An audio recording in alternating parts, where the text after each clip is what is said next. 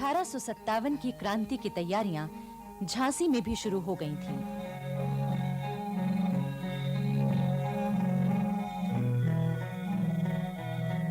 झांसी की जनता अपनी रानी लक्ष्मीबाई के साथ हुए अन्याय और अपमानपूर्ण व्यवहार का बदला लेने के लिए बेचैन थी।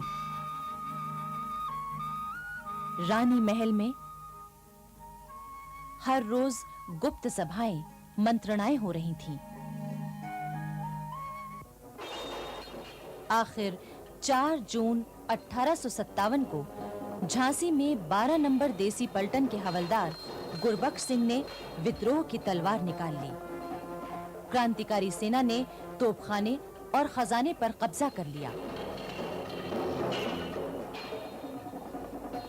इसके बाद रानी लक्ष्मीबाई हथियारों से लैस होकर निकल पड़ी और उन्होंने क्रांतिकारी सेना का नेतृत्व संभाल लिया। झांसी में चारों ओर विद्रोही सेना फैल गई और अंग्रेजों के हाथ से सत्ता छीन ली गई। 7 जून को क्रांतिकारी सेना ने झांसी के किले पर हमला किया। इस हमले का नेतृत्व कर रहे थे रिसालदार काले खां और तहसीलदार मोहम्मद हुसैन। किले के अंदर मौजूद हिंदुस्तानी सिपाहियों ने भी विद्रोह कर दिया। किले के भीतर और बाहर संघर्ष शुरू हो चुका था। 8 जून को रिसालदार काले खां के हुक्म से किले के अंदर मौजूद 67 अंग्रेज पुरुष, स्त्रियों और बच्चों को मौत के घाट उतार दिया गया। अंग्रेज इतिहासकार स्वयं मानते हैं कि इस हत्याकांड में रानी लक्ष्मीबाई का कोई हाथ नहीं था और न ही उन्होंने इसकी इजाजत दी थी।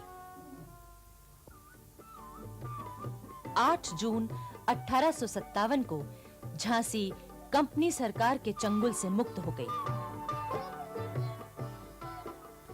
गद्दी का उत्तराधिकारी दामोदर राव चूंकि बालिग नहीं था, इसलिए रानी लक्ष्मीबाई ने झांसी का शासन संभाला। झांसी में जगह-जगह घोषणा की गई, खलक खुदा का, मुल्क बादशाह का, हुक्म रानी लक्ष्मीबाई का।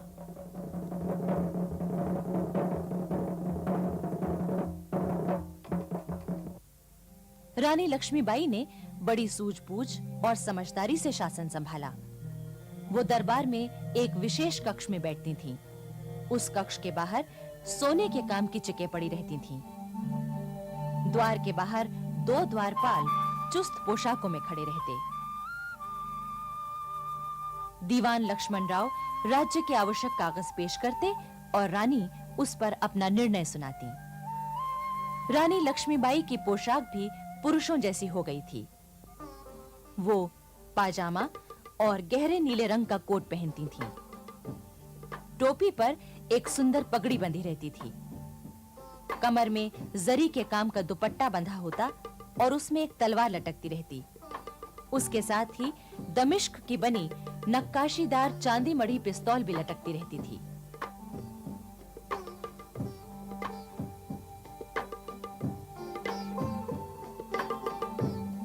झांसी के किले पर अब स्वाधीनता का हरा झंडा लहराने लगा था।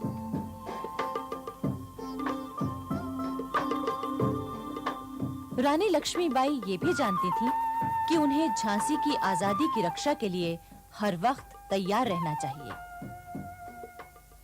वो सेना तैयार करने लगी। लोगों को युद्ध का प्रशिक्षण दिया जाने लगा। पुरुषों के साथ-साथ कई स्त्रियां भी युद्ध कला और शस्त्र संचालन की कला सीखने लगीं। इनमें रानी की 2 सहेलियां सुंदर और मुंदर भी थीं। रानी ने क्रांतिकारी सिपाहियों के नेताओं से भी संपर्क बनाए रखा और उनकी खबरें प्राप्त करती रहीं। उधर अवध में भी क्रांति की पूरी तैयारियां थीं। इतिहासकार लिखते हैं कि क्रांति की तैयारियां जितनी अच्छी अवध में थीं, उतनी देश में कहीं नहीं थीं। हजारों मौलवी और हजारों पंडित स्वाधीनता के युद्ध के प्रचार में लगे हुए थे। वो एक-एक बैरक में जाकर सिपाहियों से बातचीत करते। हर गांव, गली मोहल्ले में जाकर पंडित जी और मौलवी साहब आजादी की लड़ाई के लिए जनता को तैयार कर रहे थे। लखनऊ में 13 मई को मेरठ की क्रांति की और 14 मई को दिल्ली की क्रांति की खबरें आईं।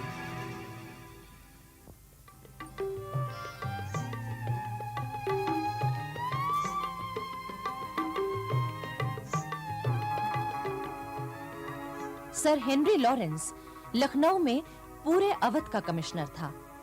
उसने क्रांति की खबरें मिलते ही मुकाबले की तैयारी शुरू कर दी। लखनऊ में रहने वाले अंग्रेज परिवारों की सुरक्षा के लिए उसने लखनऊ के पास मच्छ भवन में और रेजिडेंसी में किलेबंदी शुरू कर दी, ताकि जरूरत पड़ने पर सभी अंग्रेज और उनके परिवार वहां शरण ले सकें।